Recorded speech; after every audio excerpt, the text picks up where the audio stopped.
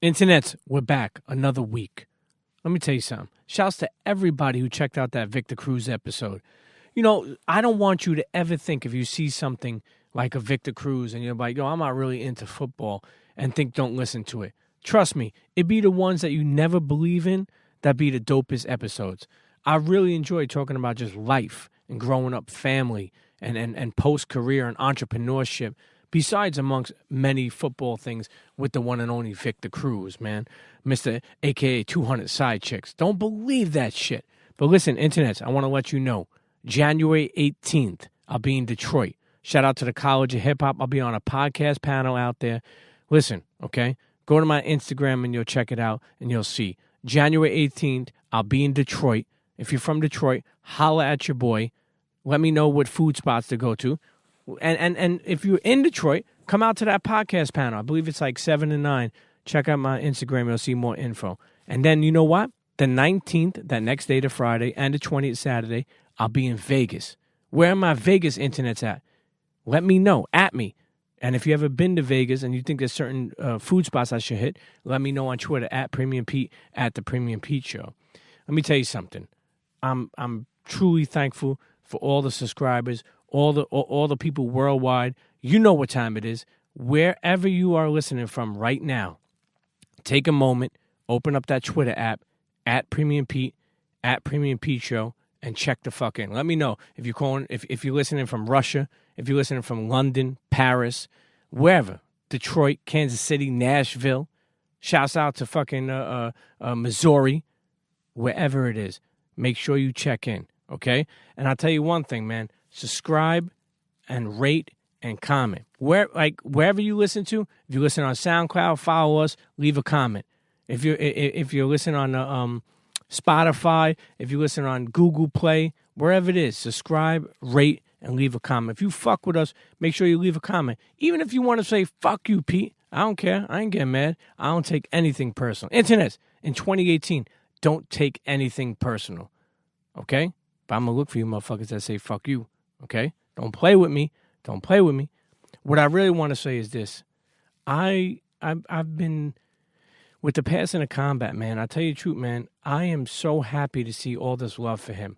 So many people have emailed me, DM me, text me, or I've seen in the streets and have told me that, like, yo, they didn't even know Combat and they felt like they lost an uncle or a cousin or a good friend. And that goes to show you how much this guy has left behind. I said it before, I'll say it again.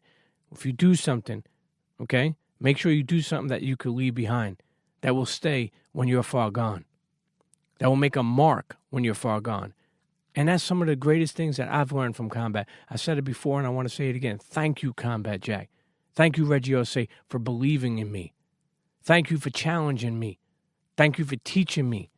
Thank you for allowing me to teach you things.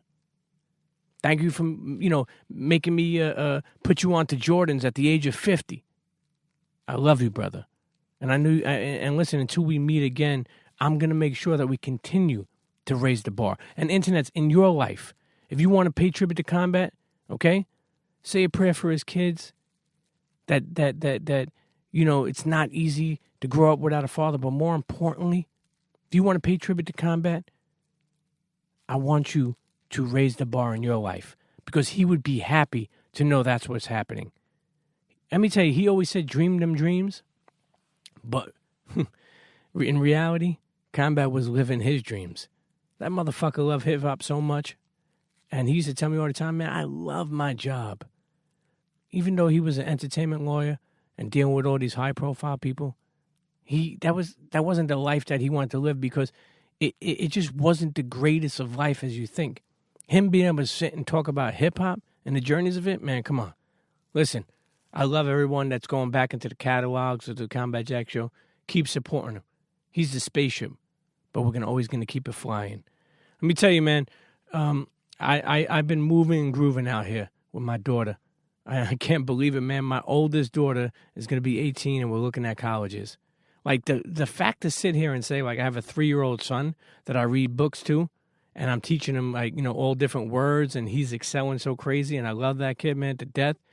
And then at the same time, I got my daughter visiting schools in college, looking at dorms, Yo, why the fuck schools charge so much fucking money, man? Got me fucking fucked up in the game. I got to get all the grants. I need all those Pell grants. I'm learning about it. But like, honestly, man, I want to say this, man. Kids will make you fucking realize how important the little things in life are. To all my fellow parents out there, I always preach that presence over presence life. Continue to live that. Continue to know that life is short. I promise you, my daughter is going to be 18 in a fucking hot minute. You have time and moments to share together, but they don't last forever. But I don't want you to do like I did and think that it's over. No, it's a new chapter.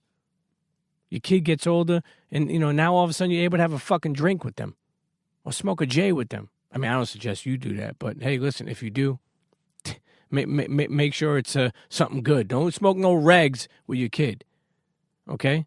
But more importantly, man, keep on being present in your kid's life because that will be the best gift you could ever give them. I promise you that. Man, I love that I have an opportunity to connect with internets worldwide. A lot of people hit me on Twitter, email, and social, and we talk about parent things. That's one thing I think we as guys or even girls don't do. Let's help each other.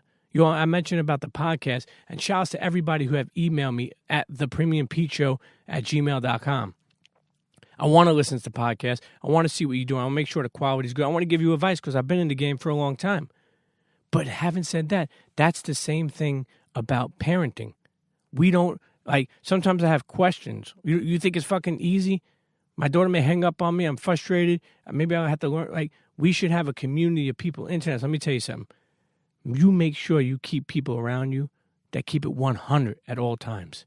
But make sure you keep people around you that you could tell your problems so y'all could talk about it and find a solution. Look, I don't want to go on fucking philosophical Pete because I already probably pronounced that fucking wrong. I got to learn on working on pronouncing things better in 2018. But I still love y'all. And I'll tell you one more thing, okay? That you got to eat the sneak. That's another thing I'm so fucking proud of. Shout out to you in athletics. Me and Bum bonded over sushi. Our love for sushi so many years ago. And then what do? Put that theme on a sneaker. Go to youinathletics.com and check out the sneaker me and Bun designed, the sushis. And remember, I told you to check in. So you make sure you at the Premium Pete Show, at Premium Pete, and check in and let me know where you're listening from. I love when I know where the internets are listening from. And also, you know what? At the same time, who do you want to see on the show? I try to be diversified. I don't want to ever be put in a box. An artist, an athlete, an entrepreneur, any type of females or males that you believe that should be put on, or a story that you feel is successful or that's inspiring, an actor, an actress, whatever. Who do you want to see on the show? At Premium Pete, at the Premium Pete Show, let me know who, okay? Internet, let me tell you something. This episode we taped before the new year with my brother Stalley. I love this kid, man. I know him from the days of retail when he worked at A-Life, fellow sneaker fiend. And just seeing him grind all these years, working with Dame, man. Just being signed to MMG. Now he's on his own label. But one thing I really always admired about Stalley, he kept the same people around him. That blue collar gang out of Ohio. Man, listen, Stalley. The one thing one thing about Stalley, man, he's pure, he's genuine, and he's living his own dream. And I feel like this Stalley interview ain't only about music. It's about life. And I want you to understand this. If you never heard of Stalley, or you have heard of Stalley, take a moment to listen to not only somebody for what they do in music, but what they are as a person, because they're regular people just like us. You understand? Internet, I present to you, my friend, the Stalley episode of the Premium Pete Show. Let's get to it. Cheer.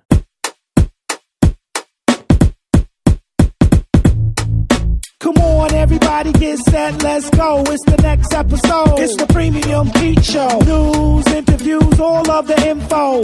Listen up, it's the Premium Pete Show. If you want the scoop in the low, down low, listen to the show, cause Milk said so. Fuck what you heard, better act like you know. It's the Premium Pete Show. Internets, welcome back to another episode of the Premium Pete Show. Sitting here with my guy, man. Listen, BCG. blue collar gangs own. I mean, he's been making his move, and to be honest with you, somebody who, and we sat down before with the combat episode. Yes. Somebody who I consider turned his life into an amazing journey. Worked at a fucking sneaker store, and then and then listen, the journey is still going on. Yeah. Stalley is in the fucking building. What's happening? First off, right off the bat, for people who may not know you, you grew up. Tell them where you grew up. I grew up in Ohio. Cleveland, Ohio. Massillon, Ohio. Okay, Massillon. Yeah, Massillon, Ohio. Giving buckets to LeBron James. Right. 45 minutes from Cleveland, 15 minutes from Akron, where LeBron is from. Moved to New York. Lived in New York for 17 years, Brooklyn, to be exact. And yeah. Well, some people may have heard, or some people may not have heard, and we'll start off with some things. But LeBron James, you know the dude? Yeah. How? I don't know him well, but I know him. But in high school, I played against him 2 years. His freshman and sophomore year, we played against each other. After his sophomore year, he ended up doing the national, like they didn't play local teams anymore. Basically, they took us off the schedule. But him, Maverick Carter, who was on the squad then. I mean, they who's were his fully manager? loaded. Isn't it? Yeah, Maverick is. I don't know if he's his manager, business partner. I know he was his manager at the time, but So Maverick, all those guys. So yeah, just seeing them now is like mind blowing. Sure, I mean, we knew what LeBron was going to do, but it's awesome to see that he took everybody along with him, and they all doing very well, as we know. Did you put up any buckets on him? I mean, I had a few. Okay, I had a few. Okay, did you hit the glass on him at any time? No, I didn't. They scraped us. I ain't even gonna lie. They did us pretty dirty. Like I ain't even gonna sit here in front, man. And I think he had like 21 his freshman year, like against us. Like they did us pretty bad. Did you know he was going to be a star when you seen him play? Yeah, it's crazy because before we played against them, we was watching the JV game, and I remember our coach on the way to that. We played him up at St. V's his freshman year, and our coach was like, "Yo, they got this kid named LeBron." He was giving us the whole spiel, like LeBron this, LeBron that. He was like, at the time, he's like, Bob Huggins said that LeBron would start on his team right now as a freshman in high school. Wow. And this is when Bob Huggins was coaching Cincinnati, and they had Kenyon Martin and Steve Logan and all those guys. They were like ranked number 1 in the country at the time. So I'm like a freshman starting on the number 1 team in the country. I'm like, come on. Like, I'm thinking my coach is just basically gassing it. But yeah, when we got on the court, he was really like that. And, from there, you just knew, he had it. Just all the talent in the world. It's amazing to see everything unfold. King James. Yeah. As we know him. King James. But, your story, honestly, besides even rapping, besides even musical, when you think about that shit, you grew up in Ohio. Yeah. What the fuck brought you to New York? Man, school, basketball, chasing the basketball dream. Went to LIU, Long Island University, downtown. Scholarship? Yeah, downtown Brooklyn. Basketball didn't work out right away. I never got right. Why didn't that work out? Just injuries, things like that. You know what I mean? Just school wasn't really, it just really wasn't what I thought I wanted. You know what I mean? Once I got to that level. You know what I'm saying? It becomes a job. It doesn't become fun. It doesn't become like that love that you had when you're a kid and you just playing at the park or you playing in high school. It's funny because I had a high school coach tell me, and he played on like all levels, and he was like, man, just look around at your teammates and know that you'll never enjoy basketball the way you are right now. Like it's never going to be this fun. So enjoy it while you're here. And he was dead right. You know what I'm saying? It's funny. It's funny that you say that shit because I think that could be, transcribed into anything in life. Yeah. People look at shit and be like, damn, I would love to fucking do that. And then when you got to do it as a business or you got to try to, turn it into something that is not so fun anymore. Right. I think, and again, it's just the grass being greener on the other side. I think people think that, they're basketball players. That's the only thing that sucks about probably the spotlight is that people don't think people have problems. Right. Or people don't think that shit gets not fun. Exactly. You know, or people don't see from the same lens as other people see. Right. You know, right. people may be like, yo, LeBron James plays basketball, makes tons of money. What the fuck's he got to worry about? Yeah. But there's tons of people who have money that commit suicide. Exactly. You know what I mean? You don't know what the fuck people are going through. Right. But so basketball, it's amazing too what basketball could do. It's amazing what sneakers could do. And what I mean by that is the industry of sneakers, like meeting people, knowing people. And I'm sure that you built so many relationships when you were at A-Life, and we'll get into that. That, you know, and I say personally, sneakers too. Like, you know, I met you, I know you from sneakers. Right. And we're sitting here today. You know, even like I know Justin Tuck, you know, who plays for the Giants through sneakers, and I still talk to him today. It's amazing. I mean, I could keep on going on, man. I mean, and sports do the same thing, like you said. You know, AAU or high school, or just the people you bump into. LeBron, you know, when me and LeBron see each other, it's love. Like, I don't have his number. We ain't the best of friends, but when he sees me, I see him. It's always respect. It's always what's up, dap, hug. Good to, you know, keep killing, keep doing your thing. But he might not even remember us playing basketball. You know what I'm saying? Like, again, he might be like, yeah, I vaguely remember, but he might not remember, you know? Because just imagine how many people we have came across through AAU, through high school, that we've played against, you know? And then he's then played in the NBA, Olympics, you know, all over the world. So, but like you said, just that brief interaction with someone like that, and we both go these separate ways, whether, you know, now I'm not saying I'm LeBron in any way, shape, or form when it comes to basketball, but just me going on a path to music and him doing, you know, basketball, you know, being the greatest player on the planet, and we're, you know, remotely close from each. We grew up remotely close from you know, each other. It's a dope thing. Well, I'm gonna give you some info. What I see is LeBron, he be in his Sprinter or some fucking room rocking out to artists and hip hop all the time. Yeah. Mention his name on the next fucking song. Right. Okay? Right. And he gonna fucking play your song and then remember who the fuck it is. Yeah, exactly. Yo, I'll be honest, I see it's funny too, because, you know, obviously, you know, you could tell the purity that Brown loves hip hop. Yeah, yeah. But when somebody mentions a song, I'm like, yo, he be atting them on the Instagram story. I don't know if you watch his Instagram stories. Yeah. But he be like, you know, moving his hand. And, right. And like, yo, fuck with young Dolph, you know. Yeah. Because, you know, I'm sure he likes them. But everybody kind of likes when somebody throws you a shot. Yeah, of course. That shit is still special. Yeah, it's definitely special. No matter how big you are, just to be recognized. Like, again, just crossing paths and being recognized in the light. You always want to, you know, you always going to appreciate that recognition. So you come here through basketball, meaning New York City. Yes. You're from Ohio. Yes. Basketball didn't work out. Right. Did you immediately go work at the A-Life sneaker store in downtown in Rivington? I didn't.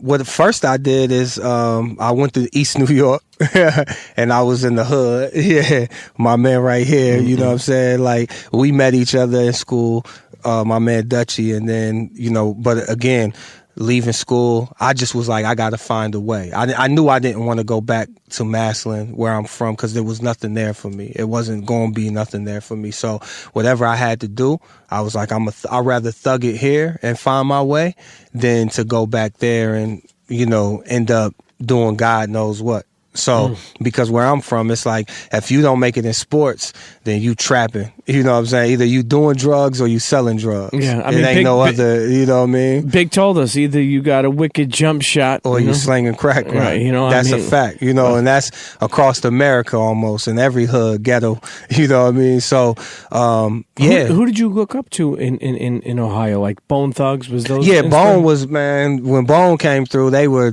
heroes, you know what I'm saying?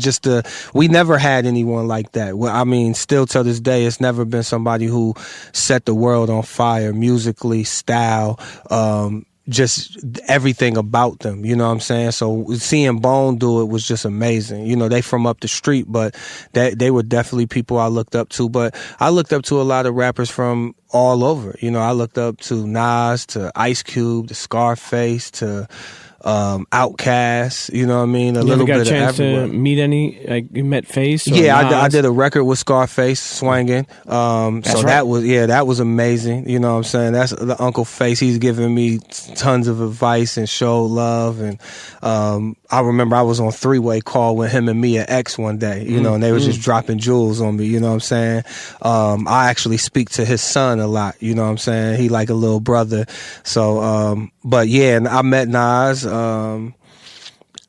I haven't met. I met, you know, Mos Def, Common, Black Thought. I mean, these are people that I kind of grew up listening to and you know, admiring. I met all of them. Sure. All good dudes. Sure. You know, one thing I've always noticed about you has always been a real dude, a humble dude. I mean, you could just tell, you know, I know you for years, but somebody who meets you just in a minute could tell, like, yo, this dude is a heartfelt, you know, pure, organic dude. Mm-hmm. You know, when did you feel like, especially when you got into music, that you belonged, that you were nice? Because keep in mind, sometimes we doubt the fuck out of ourselves, Right, man. right, yeah, and that was definitely, you know, from jump, I had all the confidence, you know what I mean? Like rapping at school or rapping with the homies, I'm like, man, I'm the nicest. And then you get into it and you start seeing how other rappers move, or you start hearing comments and you be like, man, hold up. You know, they start making you second guess yourself. Like, hold up, well, nah, I know I'm nice. But then when you start getting the appreciation or the respect from the Mos Defs and the Nas's and the Rick Rosses and, you know, these people with Scarface that you come across, you be like, nah, I'm supposed to be here. Like, I'm really nice. It ain't a mistake, you know? And, so I think when I first knew is just getting that call from Ross and take us through. Even before that, you know, being at DD 172 with Dame Dash, yeah, you know right. what I'm saying? How did that even happen? Yeah, so people hold up. People. I think some people may not realize how long you've been. Yeah, they I don't want to say trapping, but trapping. Yeah, trapping. You know, out here. Right. You know, and I'm glad you brought that up, and I'm glad that actually came up, because I feel like some people don't know the stripes that I put in, the hard work that I put in. I think people saw me with MMG and Ross and was just like, I popped up out of nowhere, you know what I mean?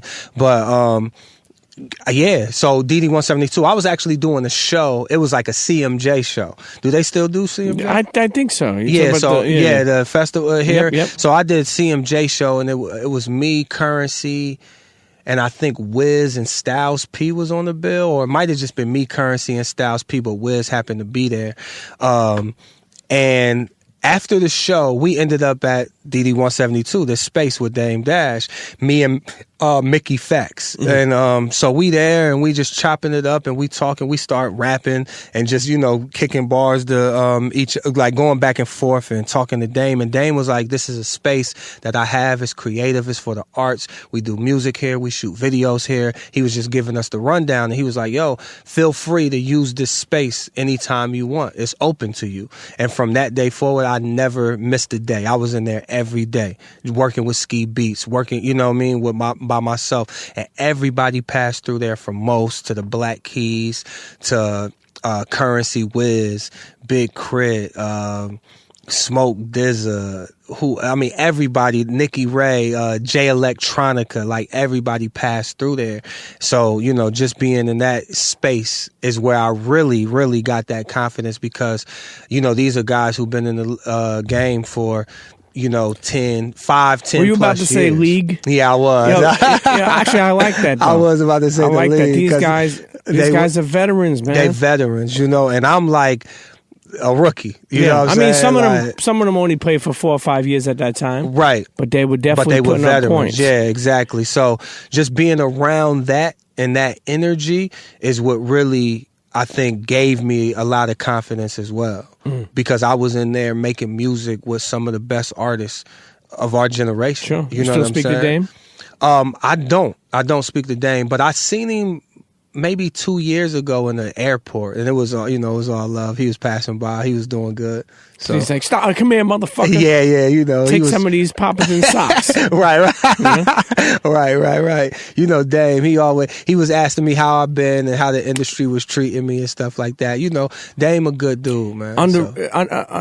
Maybe misunderstood. Yeah, I think he's misunderstood. I would never say underrated. Misunderstood. Yeah, you know, because you think about it, when you sit here and tell me. And I've heard of DD, you know, stories. But, but when you tell me that he was like, yo, this is what we're doing here. And, you know, feel free to make something, create something. And just, man. And I'm going to say something, too, not to cut you off, but something that Dame helped me. He helped me with my confidence, too, because I feel like Dame slept on me a little bit.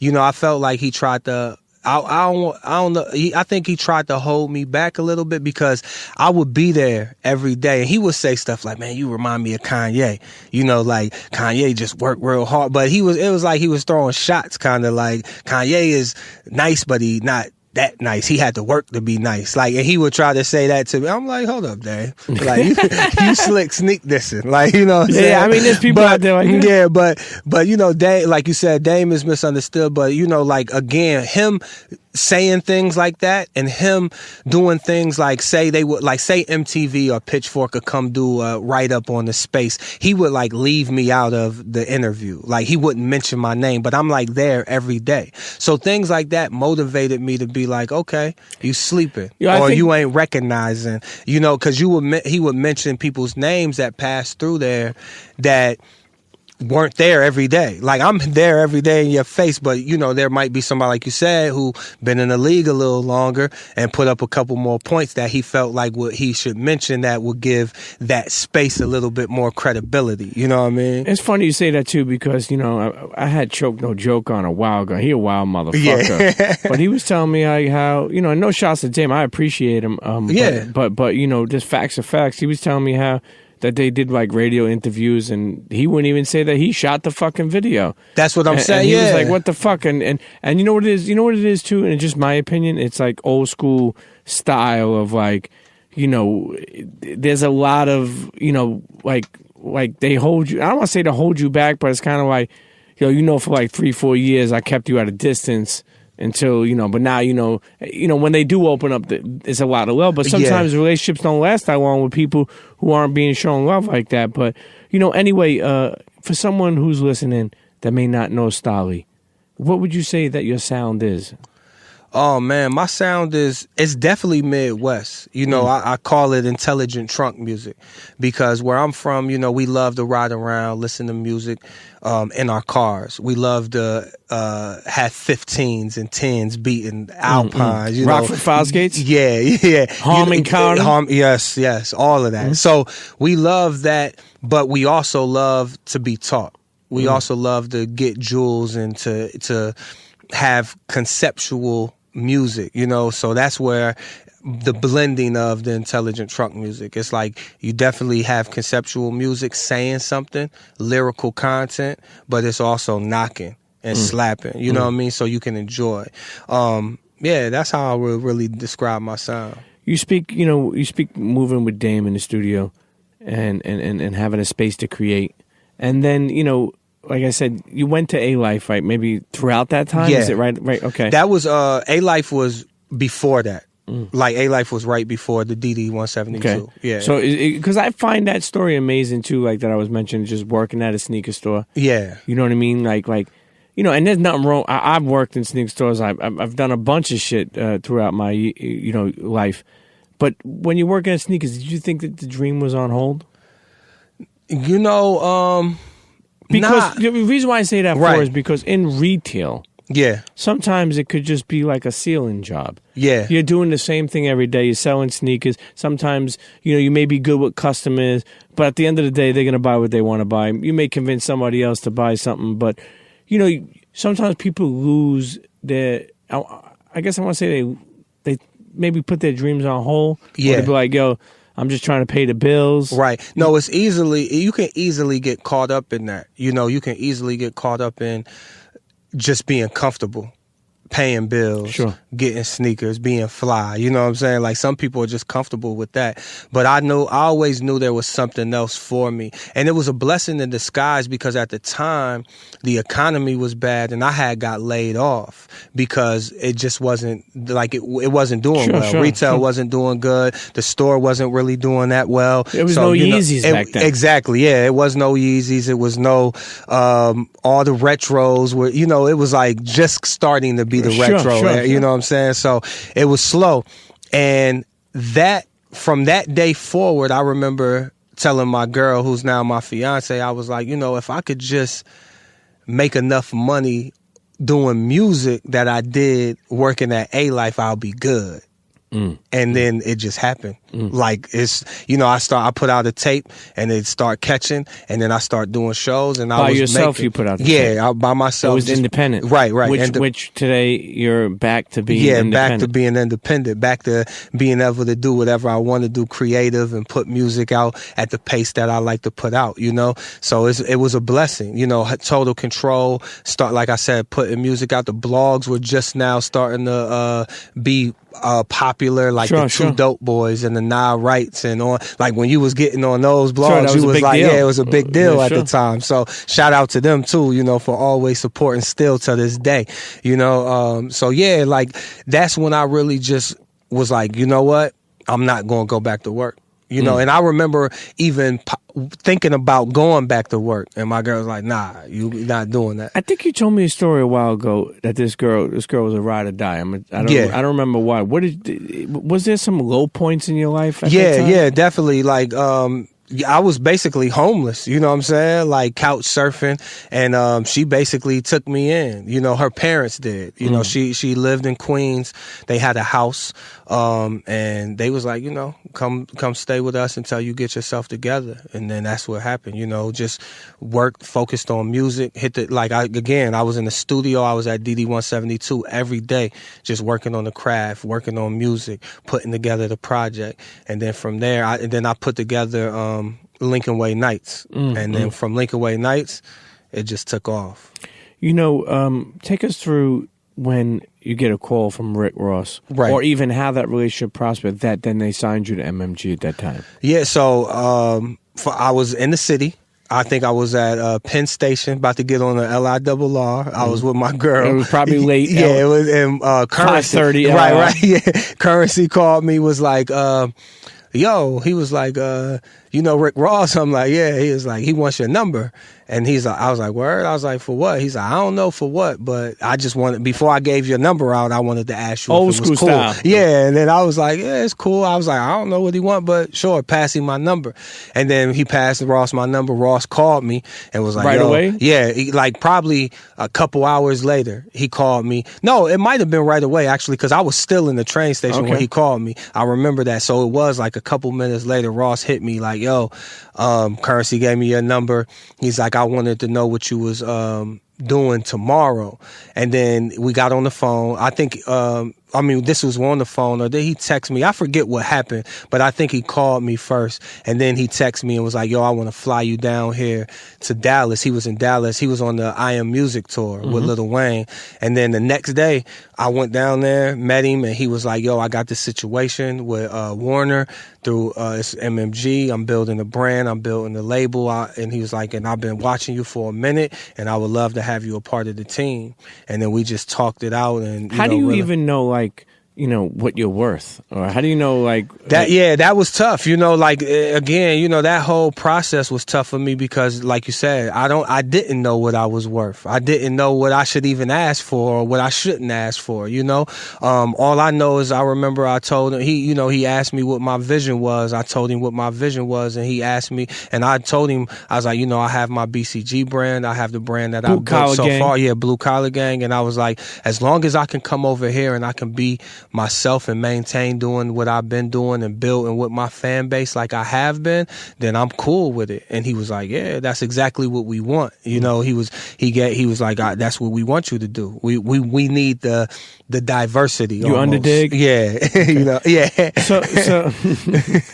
So you stayed on MMG for a couple of years? Yeah. I think it was maybe 3 or 4. Yeah. What was your proudest moment, you would say, from being on there? My proudest moment was just, one was the accomplishment of, being signed. Where I'm from, that's a dream. You know what I mean? That's like making it to the league. You know what I'm saying? Like, I was happy to just be there. You know what I mean? But the other thing would be to put out a debut album. Putting out my first album through a major label, having it in stores worldwide. That was just a dream come true for me. How important was it for Ross to believe in you like that? It was, it felt good. I don't know if it was important, but it was definitely felt good to say, for someone of his stature to believe in me and to tell me they believe in me and to see to see the star, you know what I mean? Anybody, like, again, that goes back to LeBron being mentioned in the rap. For anybody to see the star power that you have and to see that you're an icon and all the things that you know and believe in yourself, for someone else to see it and want to help you push that through is a blessing.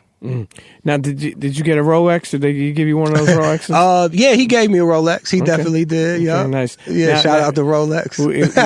As we go over this part, we got to find out those legendary MMG pool parties, man. Oh yeah, epic. Okay, Epic. I don't want to get you in trouble. Nah, they was epic. I'm playing around. Yeah, my girl was there with me, but it was the epic, man. It was definitely great, great times.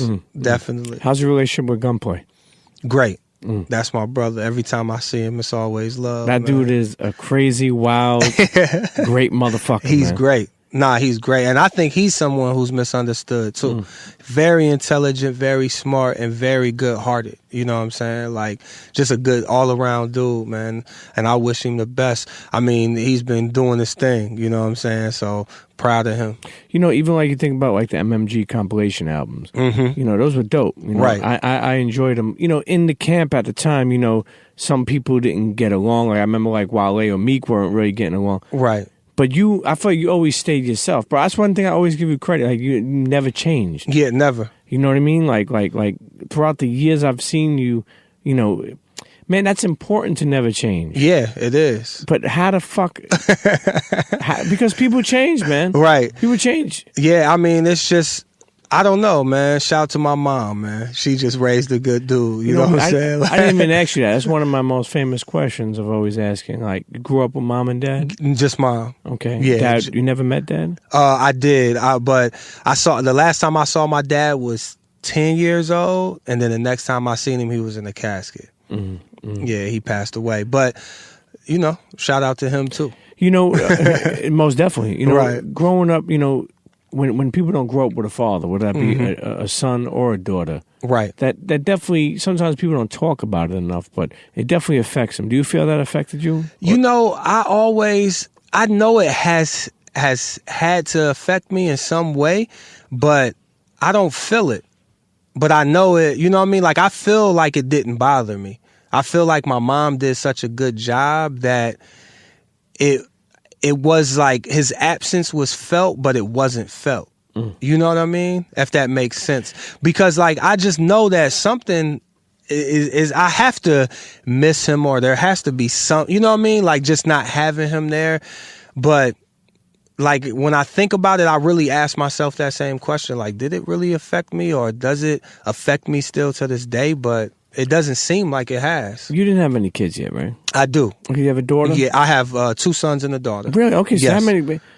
That should show you the difference. And what I mean by that is how you parent is definitely like, yo, I'm never going to parent the way my father parented me. Absolutely. To think about going years without seeing your kid. Nah, I can't. And you don't know his situation. Maybe, you know, maybe right. We're not judging pops. Yeah. But I always seen people become better people to be better parents to their kids than their parents were to them. Right, definitely, and I can attest to that. And it was rough when I first became a father, because I became a father at a young age. So it was hard to be a father because I didn't know.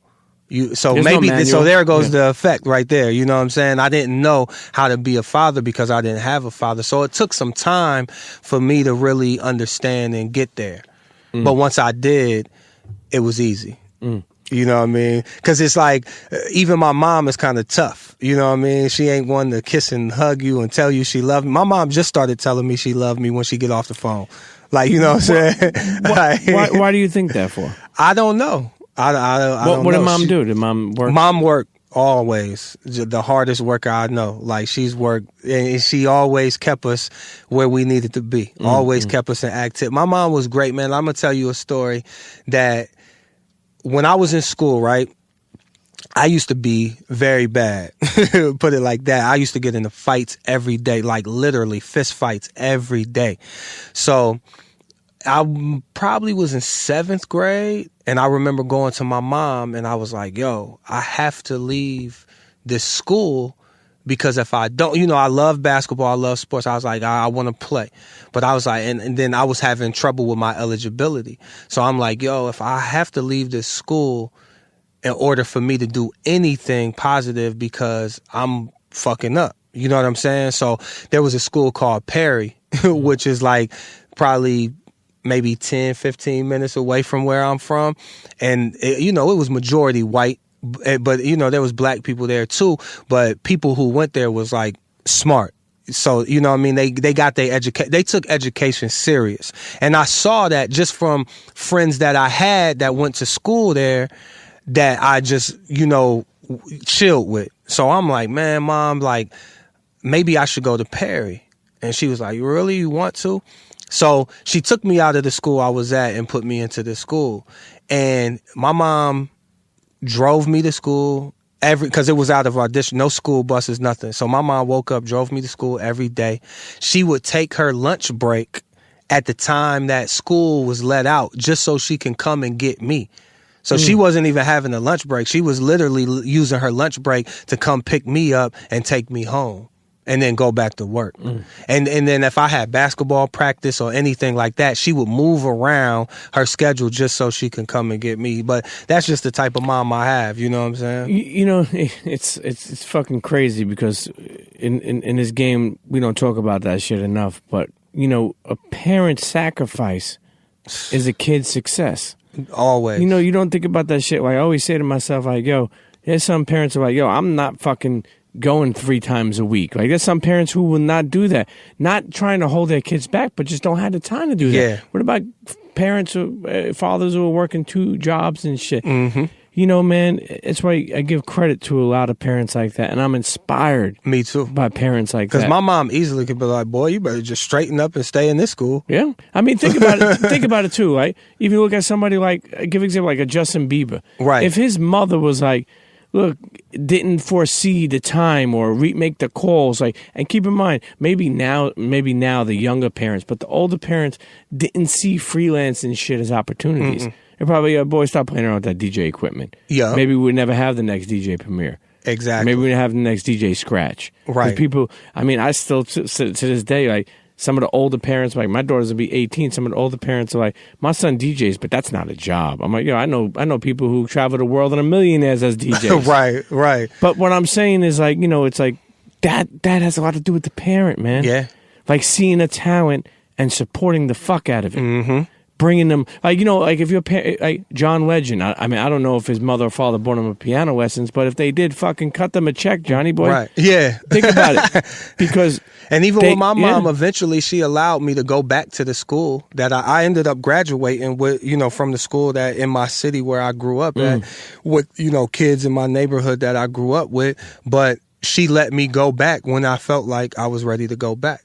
Like, once I went to that school and my grades came up and I seen the importance of, I seen the importance of education and how serious it was and how that could take me anywhere that I wanted to go and that how it could help me play basketball. Because again, basketball was like all on my mind at that time because that was that was me seeing the only way out.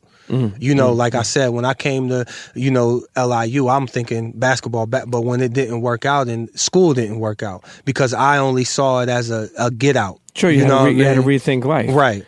Listen, Internet, we're sitting here with the one and only Stalley, okay, Ohio's own. Yes. But give the city again. Maslin, sorry. Shouts to Maslin. Yeah, shout to Maslin. And you know what I love, and we'll get into it? That you have always kept a crew around you from the same place. Yes. You know what I mean? That has a lot to say, man. Yeah. Because sometimes crews change up. Yeah, definitely. Because you know what it is? There's not a lot of money involved in the beginning, and people have to believe in the dream before it becomes reality. Man, preach. We'll get into it. Internet, we're sitting here with the one and only Stalley. Don't go nowhere. We'll be right back.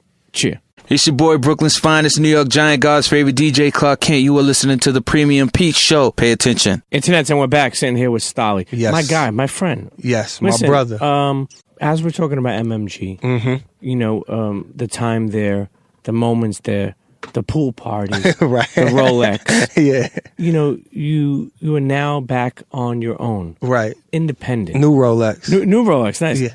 Why did you obviously you said everything's cool, is no problem. Yeah. How did that happen, and why did it happen? Really, it's just it was really just creative. It's just me wanting to be my own man, because that's what I came here for. That's what I came to be great. And I think sometimes people forget that I was a solo artist before MMG, because some people are like, what happened to MMG, or what's up with MMG? Like, we're in sync, like a boy band or something. But it's like, no, like, we are all individuals that make a collective that, is MMG. So it's just about me really wanting to brand myself and BCG and really step out on my own. Which is called Blue Collar Gang. Blue Collar Gang. Which is for what? What does that even mean? That's just that's everything that identifies me, my city, my music. It's hard work, it's grind, it's grit, it's get your hands dirty. Like I said, everyone from my mother to uncles I seen come home and with their hands filthy, from hard work. We really have to get it out the mud, how they say. Sure. But it's really, you really do. Because I'm come from Massillon, Ohio, where the highest paying job might be $10 and you're working in a steel mill. Fuck. You know what I mean? You're making plastic Tupperware at Sterilite. I don't know if you know Sterilite. I've heard of that. I've heard of that brand. That's that's the only thing. I'm not trying to be an ambassador to that brand. Yeah. Or you working at Timken making plastic gloves for doctors, or you up the street in Akron where LeBron is from working at Goodyear making tires. Like, that's the type of city and that's the type of state I come from. So that's what Blue Collar Gang is. And we don't, want to stay blue collar. We aspire for more, but we just keep that work ethic and that same attitude when it comes to everything, just putting everything into it. When you mention things like that, and you really put things into perspective, you ever say to yourself when you're in the studio, say with Ross, or you're in the studio, or we're in the studio with, I'm not sure who you're in the studio, like how those MMG, maybe Meek or Wale. Yeah. When you're in the studio with the Migos, or maybe, right, or whoever you're in the studio with, you ever say to yourself, man, I'm just a fucking kid from Massillon, Ohio. I could have been making Tupperware. Right. Like when did No, literally. No, I'm saying, have you ever took a moment to appreciate definitely. I appreciate it all the time. I'm somebody, like, I'll stop in the middle of writing a verse and just look up and be like, alhamdulillah. Like, yeah, you know what I mean? Alhamdulillah. Like, just like any moment, I'm just thanking God. Like, it's like incredible. You know what I mean? To be the places, like, I've been in Gdansk, Poland. What perform. the fuck? See what I mean? Exactly. I don't even know what the fuck right, that is. You know what I'm saying? I've been in Warsaw, Poland. I've been in Czech Republic. I've been in Beijing, China. Like, you know what I'm saying? Like, I've been all over the world, and it's just a blessing. Mm-hmm. Like, being where I'm from, like, I wish I could take everybody who's never been there with me and just really see where I come from. You know what I'm saying? And I'm not saying it's fucking the shitty of the shittiest places, but it's not a lot of opportunity. Sure. How hard is it to be an artist? And what I mean by that is, okay, people hear MMG, people hear Stalley, people think of, like it's fucking money pouring in. Right. You're on the label for a while. I'm sure you got some money from that. Yeah. But how hard is it to be successful monetary wise as an artist in this day and age? Man, it's really hard. Like it's slim chances to, I ain't saying it's slim chances, but what I should say is it's not as many opportunities to make money as it once was. Besides, the shows. But we all know how the album sales are going. Sure, we all know how the budgets are with these labels now. It's just not a lot of money being handed out. But there is a lot of ways to monetize by just your online presence and just your brand and tours, obviously, and touring, touring and shows, will merchandise. I will be going on tour so at top of the year. So the project is coming out Friday, November 17th, Friday, and then after that, we'll be setting up tours for the top of the year. Now, the latest project is called "Tell the Truth, Shame the Devil," and it's an EP. Yes. Not 6 songs, 7 songs. 7 songs. Reason behind 7? Or? That's just what felt right. That's what completed the project. I'm always one who doesn't really look for a number or I just look for a vibe, you know, and whatever fits in his cohesive and sounds right, that's where I go. You know, again, and I hate to keep on going back to Massillon, Ohio, but you think about somebody who grew up or getting out the mud, like you said, and you've been able to be, you know, successful to a point where, you know, you've been able to change their life and create and continue to create. What have you done with some of the, you know, success or monetary things you bought? That you treated yourself? You ever like to? You ever say to yourself, like, you know, because I think even me, like, you know, I find that hard. Like, sometimes I have a good amount of money in my account. Sometimes that shit is like, oh shit. Right. So the point I'm trying to make is I never know when it's okay. Like, yo, I think I could go buy this watch. Right. And then I'm like, what the fuck did I just do? I do that all the You time. know, because I'm not at that state. I never ever tried to say I was, where I could just go, you know, buy mad shit. You know what I'm saying? I'll be honest with you, and, you know, I hope to strive more. We learn every day and we continue. But I've been more successful with relationships and moments and my family than ever with money. You know, that I feel like, yo, God, if you listen to, man, hit me with a couple of racks. Only because I know what it is. And that's why I say that shit. And because people who grew up with a tough life, those are the people give fucking opportunities to, like, meaning, like, if you think of, like, if there really is a God that, like, or if you're really blessed or right, like, those are the people I want to see with money. Yeah. Because don't get me wrong, some of them do fuck it up because they're not used to having it. Right. But at the day, some of them know what it is to never have anything. Exactly. And they'll make that shit turn around and open up opportunities for people around them. Yeah. But did you? And that's what I try. You buy anything crazy? I know you into cars and muscle. Like, yeah. What like old? But you know what I've bought watches, jewelry, you know, typical rapper stuff. But I've also, you know, cars. You know, I just got a house, and this is the first time I ever lived in a house. FHA, first time ever. First time. I always lived in the projects or apartments.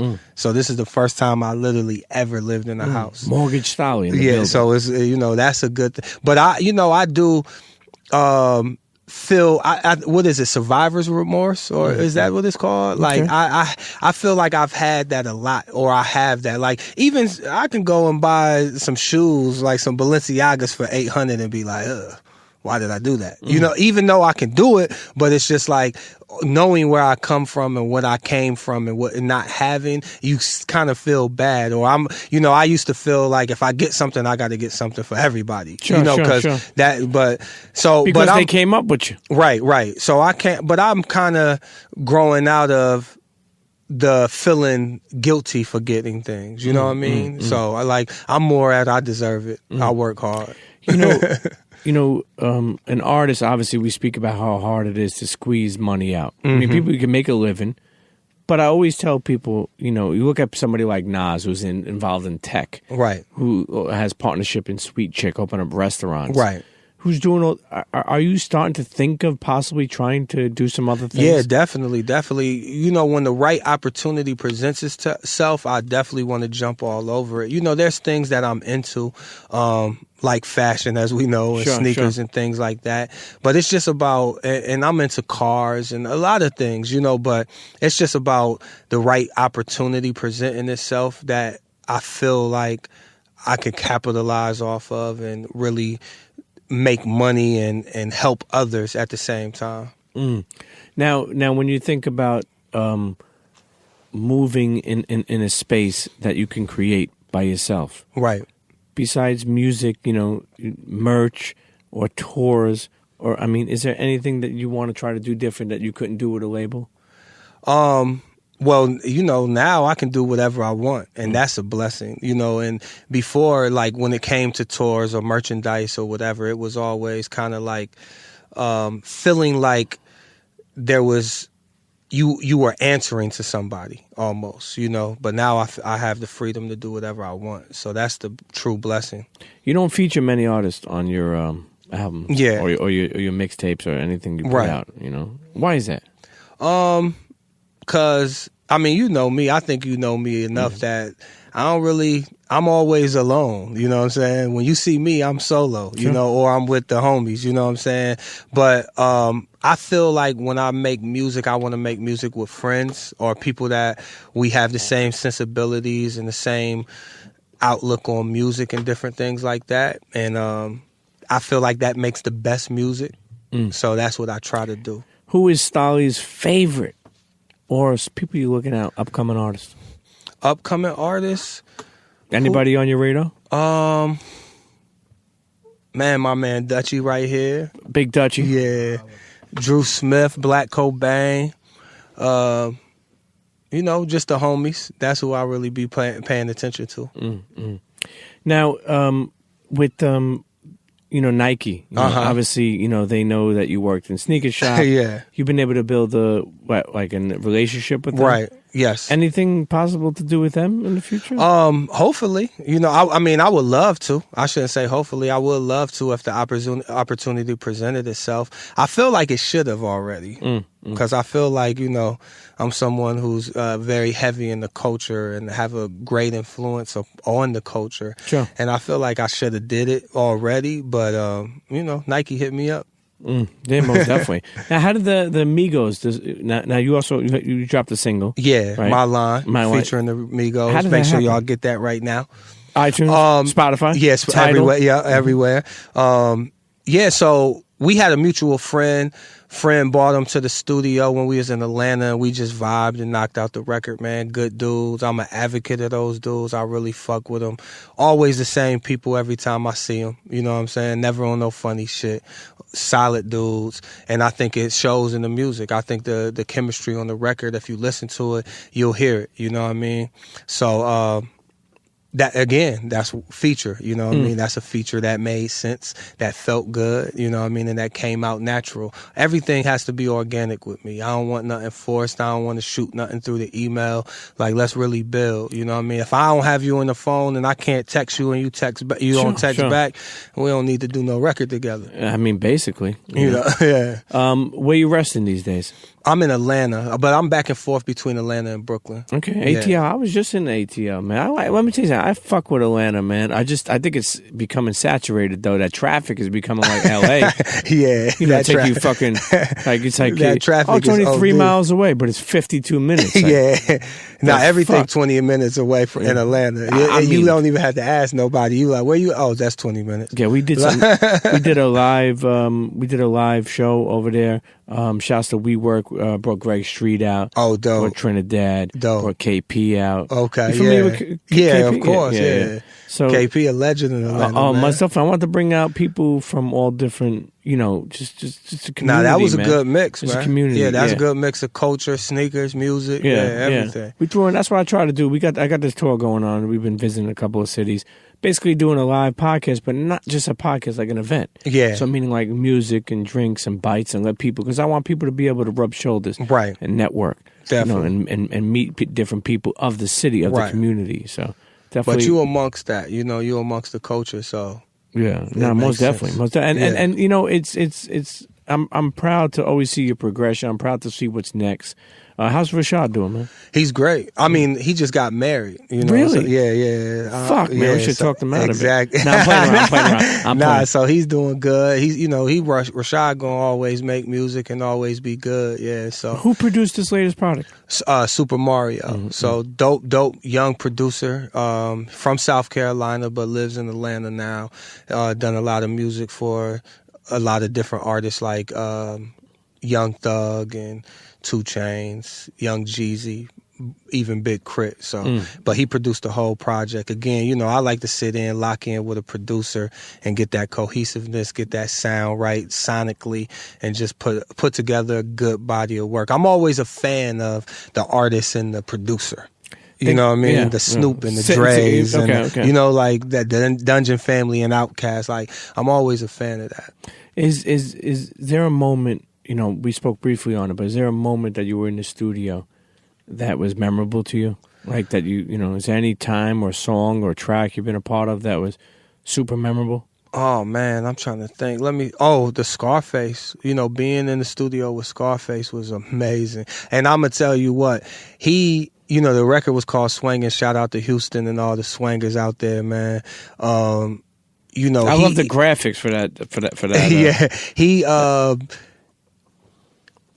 he wrote the verse, but as he wrote the verse, it was like a history lesson on everything he said in the verse. He gave us a breakdown of it, and he would come out the booth and be like, yeah, so this happened, and we got the big head Ricks, and and he would just talk about it, and then he would go in the booth and then rap it and be like, oh, okay. So that was one of the most memorable, one, because of Scarface, is a legend, but two, just because how serious he took the culture.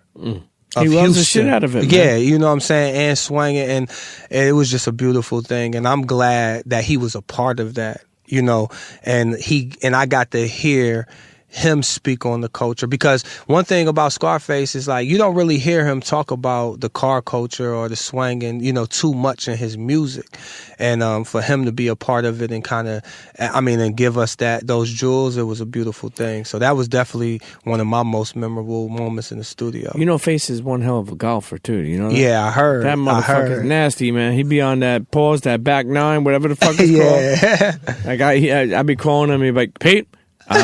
Hand me the 2-iron. I'm like, yo, what the fuck are you doing out there? All right. Yeah. But Face Mamba's a homie. What could people expect from Stalley in 2018? Man, a lot of music, consistency, building BCG, giving the world new artists. I got a lot of new artists that I've been working with and that I'm excited to get their music out and, let them show their talents. So that, turning into that businessman and really becoming a boss, you know what I'm saying? And also the consistency of myself putting out music. It's going to be a lot of music, man. I got a lot of music, and now I can finally put out the music the way I want to put it out, when I want to put it out, at a rapid pace, and that's what I'm going to do. So be prepared to be flooded. Internet's be flooded. So on social at Stalley. Yeah, Stalley. That's great that you didn't have a problem. Sometimes you could have been Stalley 1 right now. I know. Yeah.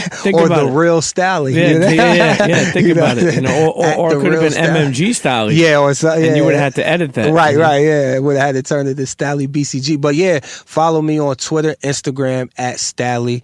Snapchat is at Laughing You fucking with the Snapchat? I do a little bit, you know what I mean? But now that the Insta story is there, really don't have to. Yeah. So make sure y'all follow me on Twitter and Instagram, and also follow the Blue Collar Gang too on Twitter and Instagram. It's just Blue Collar Gang. There's merch and shit that they have. Yeah, merch. BlueCollarGang.com. There's merch, hats, shirts, sweaters, everything. One stop socks. We got socks with stance, New Era fitteds. New Era snapbacks, man, everything. So one stop shop. I always say you're a good dude. Mm-hmm. You don't have any problems with anybody? Not that I know of. Okay. There's a couple haters out there. There's probably some listening. I'm sure. I'm sure.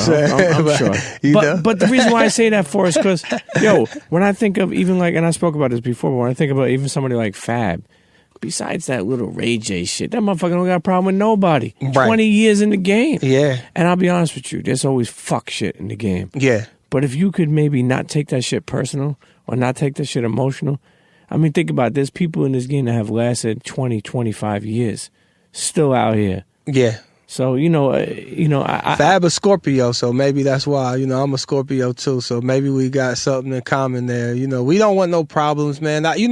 Honestly, you know me, man. I want to make music, chill with my family, and dress nice, you know what I'm saying? Like that's all I care listen, about. And eat good, you know what I'm saying? I want people to support this new wave in the top of the year. I want people to understand there's gonna be a lot more music being out there to consume.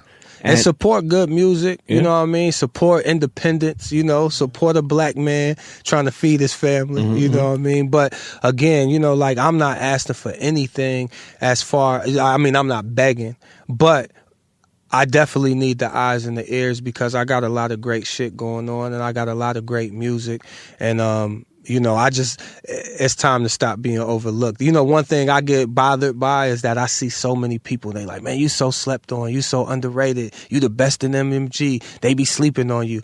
But let the world know that. Sure. Show the world that I'm, by supporting, you will show the world Sure. that the true talent. You know Sure. what I'm saying? Let it be heard. So that's all I ask from everybody. Hey, listen, I think the real will always stay real. And you always got my support. And I want internets, make sure you check out the latest project. Make sure you keep it locked to what Stalley's doing. 2018 is a lot of shit coming out. Yeah, Maybe it'll be in a city near you. Yeah, come out. Say what's up to me. Show me definitely. what sneakers you got on. Shit, you know what I'm shit. saying? I'm interested. Maybe Adidas will sign him. Yeah, maybe. Adidas will sign the people. Everybody. Hey, listen. Reebok too, right? Fuck. Listen, Frank the Butcher. You know Frank the Butcher? Yeah, I know Frank. Yeah. Listen, Frank, get Stalley a little tour show thing going on. Yeah, let's get it. But internets, listen, Stalley. See you next episode. Yes. Cheer. Internets, if you enjoyed that episode, I want you to reach out to me. Email me. Tweet me, okay? Email thepremiumpeteshow@gmail.com.